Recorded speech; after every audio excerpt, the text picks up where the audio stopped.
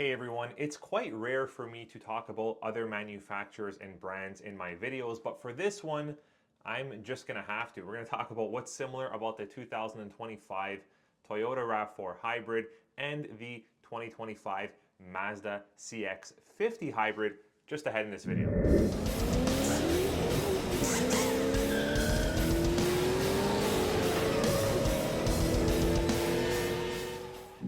Alright, so Mazda is getting a little bit more comfortable and into the hybrid game, it seems like, and they're making a hybrid variant of the Mazda CX-5, which is known as the Mazda CX-50, and it shares one unique aspect of the 2024 and 2025 Toyota RAV4 Hybrid, and that's the hybrid power plant system underneath the hood. That's right, they both share the same powertrain systems when you're talking about the hybrid system, 2.5 liter. We're going to get a little bit more detailed on that a little bit ahead in this video. But does that mean that the Mazda is a better choice when looking at the RAV4 Hybrid, Mazda Hybrid, CX-50, RAV4 Hybrid? If you're looking at something that's compact, all-wheel drive, should you be going with the Mazda? Should you be going with the Toyota?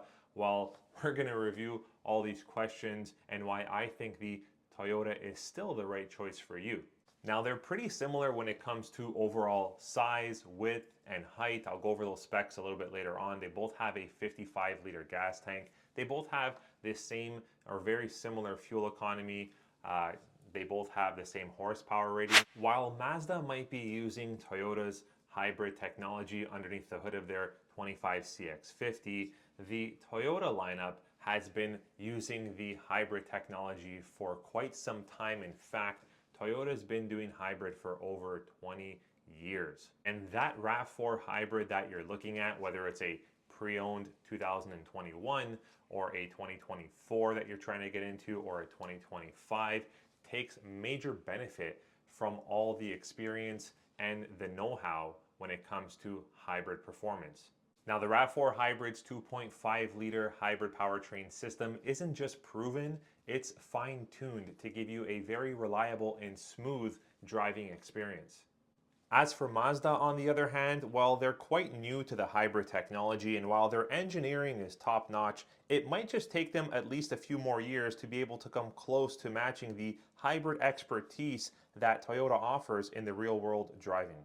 There's a few things you're going to want to consider when you're looking at a compact all-wheel drive hybrid vehicle for yourself and your family, and as always, that's options. And with the RAV4 Hybrid, I've got to say you've got quite a few more options, which kind of makes Toyota's experience in the hybrid game really shine and get proven here. Toyota RAV4 Hybrid for 2025 has 8 different models that you can choose from when looking at this hybrid compact all-wheel drive SUV, which makes it almost very difficult or impossible to not find the right one for you, not find the right one for your budget.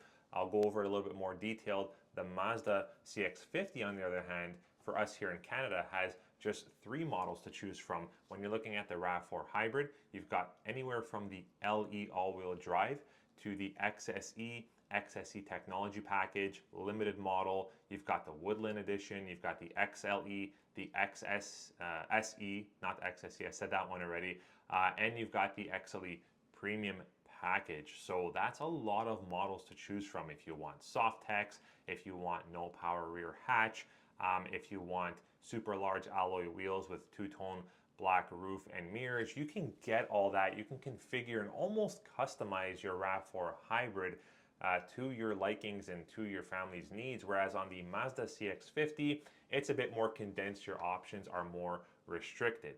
So plain and simple, you won't have the same range of choices if you're looking at the Mazda CX-50 when comparing it against the RAV4 Hybrid for 2025. All right, so here's the 3 models that the Mazda CX-50 is offered in for us here in Canada. I already went over the models that you can get the RAV4 Hybrid in, but as for the Mazda CX-50, you've got a GSL. Hopefully I'm pronouncing this right. You've got a Kuro or Kuro. That is the, I guess, mid-grade trim. I'll go over pricing in just a second. And then you've got the GT model. So starting at the base Canadian MSRP for the GSL, which seems to be the entry level, starting point is $42,950 Canadian, plus your freight, PDI, fees, and taxes. When you're looking at the Kuro model, it's $44,850 Canadian, plus your freight, PDI, fees, and taxes. And the GT gets you up to a MSRP of $48,350. Now, as for the Canadian price range for the RAV4 Hybrid for 2025, well, you can get yourself into a RAV4 Hybrid LE, which is the standard grade, cloth seats, nothing too overly fancy and complicated, for a Canadian MSRP of just $36,505 plus your destination transportation fees and taxes, and that'll bring you to a range all the way up to $47,525 Canadian plus your transportation, destination fees, and taxes. And that MSRP gets you the top model limited grade for 2025. Oh, and keep in mind, we also have plug-in hybrid options as well: SE, XSE, and XSE technology package.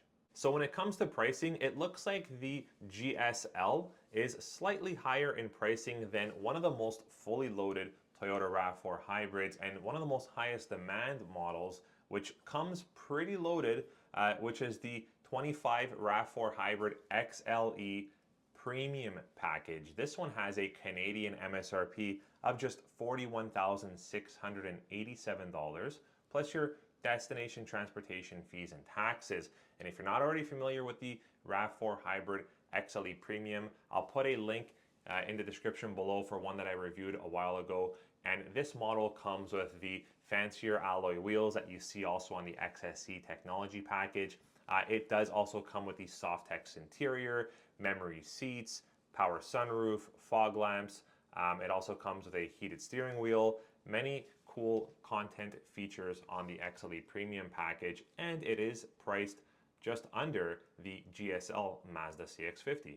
Let's go over the exact dimensions and size so you can see what you're getting if you're going with a RAV4 Hybrid versus going for the Mazda CX-50. When it comes to the height of the Mazda CX-50, it comes in at 63.5 inches, 75.2 inches wide, and 186 inches in length. So the RAV4 Hybrid for 2025 comes in a little bit shorter at 181 inches in length, 67 inches in height. So you got more height there, possibly more headroom on the RAV4 Hybrid versus the Mazda CX-50, and 73 inches in width, so slightly wider than the Mazda CX-50.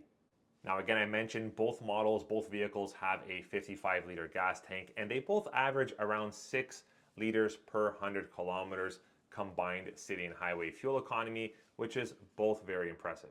Toyota has done a fantastic job over the years of proving themselves in the Toyota world and in the hybrid world and hybrid segment in terms of resale, in terms of dependability, in terms of reliability. And with all those key factors taking part, it does help in the overall resale and depreciation of your hybrid SUV. So when you're looking at purchasing or getting into a hybrid compact all-wheel drive, similar powertrain systems, and guys, let me tell you, in terms of these powertrain systems being quite similar or the same, it's no shock that some brands and some manufacturers do share some parts or pieces of the puzzle and collaborate. This is not a secret. It's very common that we see this in the automotive world. But when you're looking at getting the Mazda CX-50 over the RAV4 Hybrid, do think about overall resale values, resale in general, depreciation,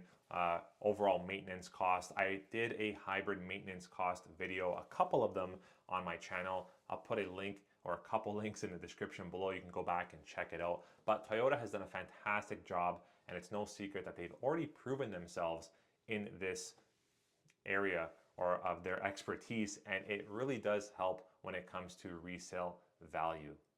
All right, so combining all these facts together, resale depreciation very strong with Toyota in terms of holding their value.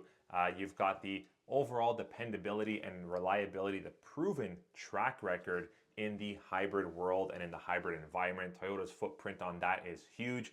It always has been, and I believe it always will be. And then you've got the fact of having way more options and way more areas of picking the right model and hybrid SUV for you and your family when it comes to other competition like the Mazda CX-50. So keep all these in mind. Yes, same powertrain system, but no, not the same vehicle. Hope you guys enjoyed this video and review and discussion. Let me know what you think in the comments below. Which one are you going for? And if it's the RAV4 Hybrid, which model is the right one for you? Is it the standard equipped LE all-wheel drive? Is it the fully loaded XSE technology packages?